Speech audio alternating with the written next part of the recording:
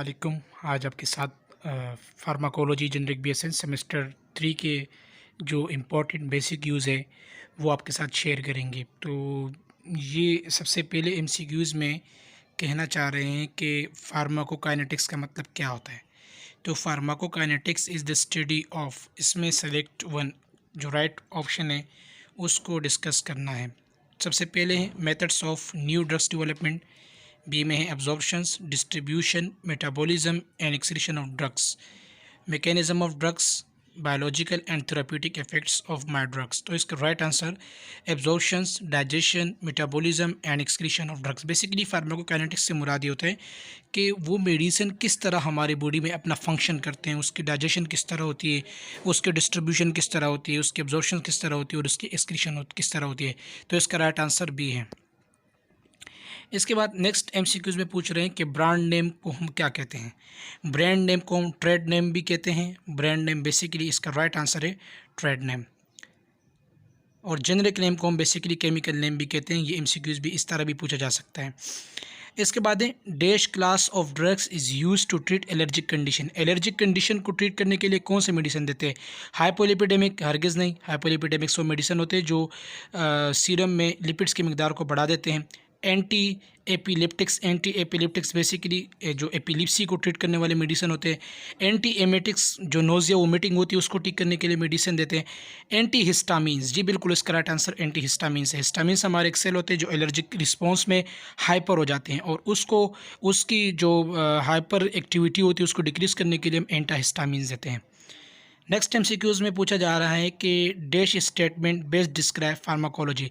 Pharmacology का मतलब क्या है, इस मतलब कौन सी स्टेटमेंट फार्माकोलॉजी को डिफाइन कर सकती है। तो साइंस ऑफ ड्रग्स, बिल्कुल राइट ऑप्शन इसका यही है।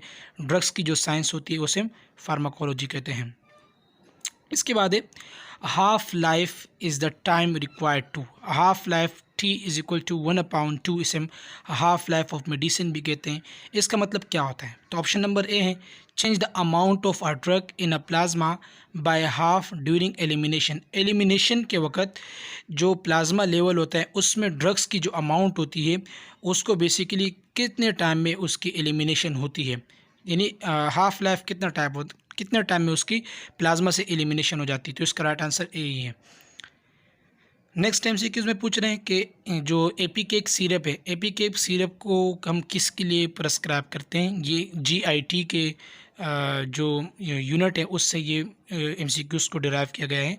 तो इसके एमसीक्यूज़ इंतहाई आसानी के साथ यानी इजी एमसीक्यूज़ बनते हैं, उसके लिए परेशान ना हो।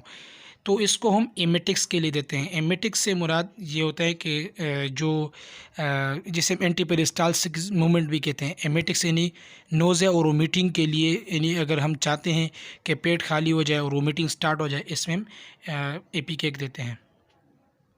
इसके बाद है misoprostols is the most common drug of. Misoprostol जो है उसे हम प्रोस्टाग्लैंडिन एनालॉग भी कहते हैं। याद रखिए मिज़ोप्रोस्टोल जो है ये कॉमन ड्रग है और जो prostaglandin analogue chemical in nature पर मुश्तमिल होते हैं, याद रखिए। और इसका काम बेसिकली अल्सर को ठीक करना होता है। अल्सर की जो हीलिंग होती है वो मिज़ोप्रोस्टोल्स की वजह से होती है, प्रोस्टाग्लैंडिन एनालॉग्स की वजह से होती है।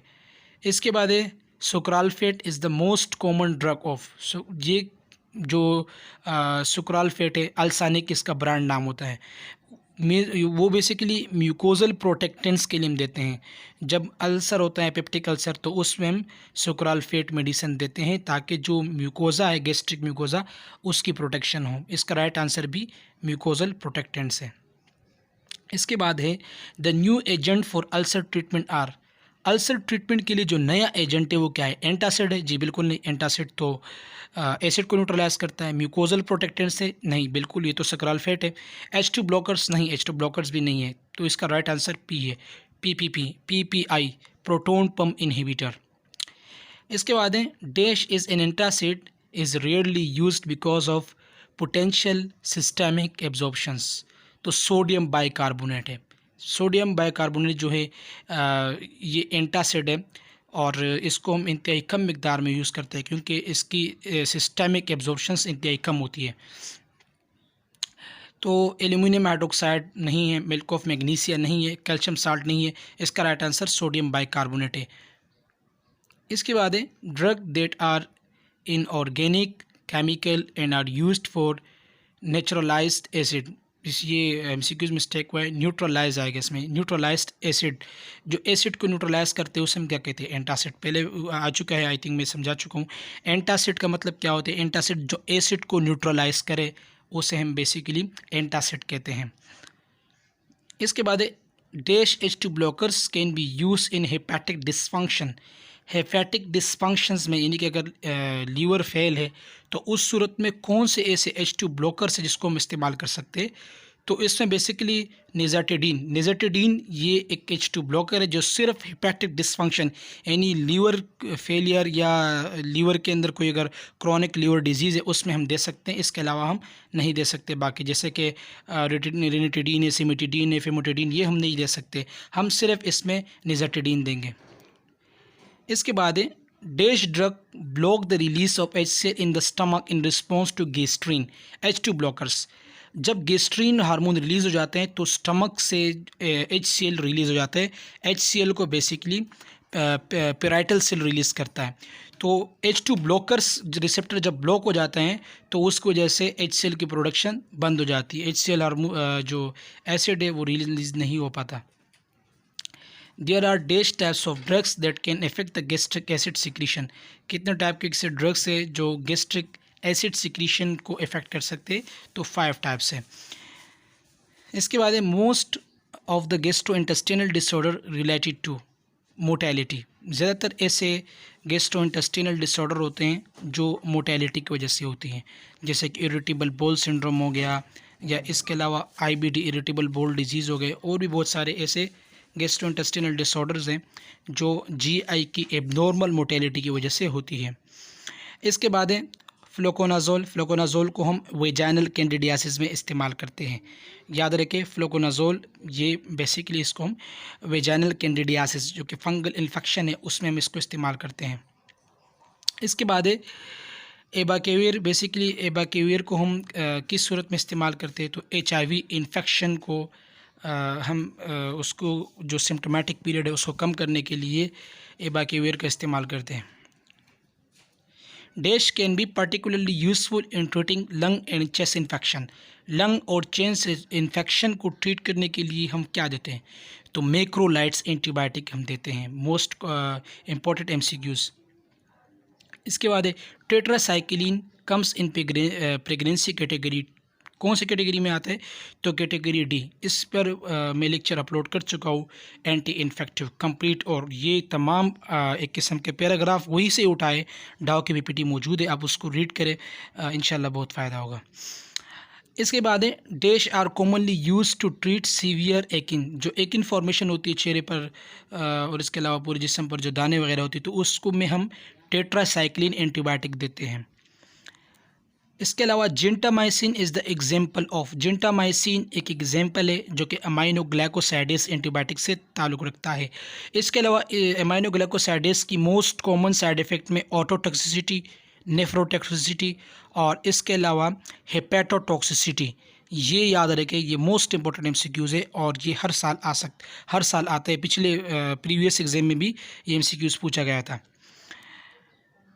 इसके अलावा सिफाक्लोर कम्स इन। जो सिफाक्लोर है बेसिकली वो कौन सी जनरेशन है? तो सिफाक्लोर की जनरेशन 2nd जनरेशन है। सिफेलोस्फोरिन हैज़ 4 जनरेशन। सिफेलोस्फोरिन के 4 जनरेशन है, ये भी याद रखें। Amoxicillin is the example of penicillin. Amoxicillin जो एंटीबायोटिक है, एमोक्सिसिलिन बेसिकली ये इसका जो है ब्रांड नेम है, और पेंसिलिन जो है ये इसका बेसिकली जेनरिक नेम है या केमिकल नेम है। इसके बाद एंटीबायोटिक क्लासीफाइड इनटू। एंटीबायोटिक को कितने ग्रुप में क्लासीफाई किया गया? तो बुनियादी तौर पर 6 ग्रुपों में इसको क्लासीफाई किया गया। तो राइट आंसर इसका A है। Term bacteriostatic used for. Bacterio का मतलब होता है बैक्टीरिया और स्टैटिक का मतलब होता है इनहिबिट। तो बैक्टीरियोस्टैटिक का मतलब होता है बैक्टीरिया की ग्रोथ को इनहिबिट करना।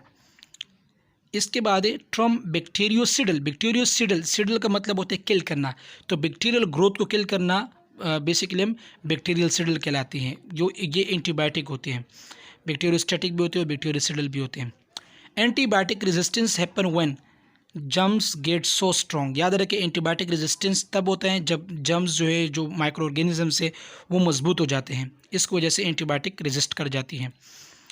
ड्रग टू किल और retard the growth of pathogens without damaging the body tissues, इसे हम एंटी इन्फेक्टिव कहते हैं। ये जो पैथोजेंस की ग्रोथ होती है उसको किल करता है, जिसे हम एंटी इन्फेक्टिव्स कहते हैं। इसके अलावा presence of micro organism inside the body, जब माइक्रो ऑर्गेनिज्म होगा तो उसकी वजह से क्या होगा, डेफिनेटली उसकी वजह से इन्फेक्शन होगा। सो बहुत बहुत शुक्रिया, और कोशिश करूँगा कि जिस ही टाइम मिले और एमसीक्यूज़ भी आपके साथ शेयर करूँगा। अब तक के लिए इजाज़त दीजिए, अल्लाह हाफ़िज़।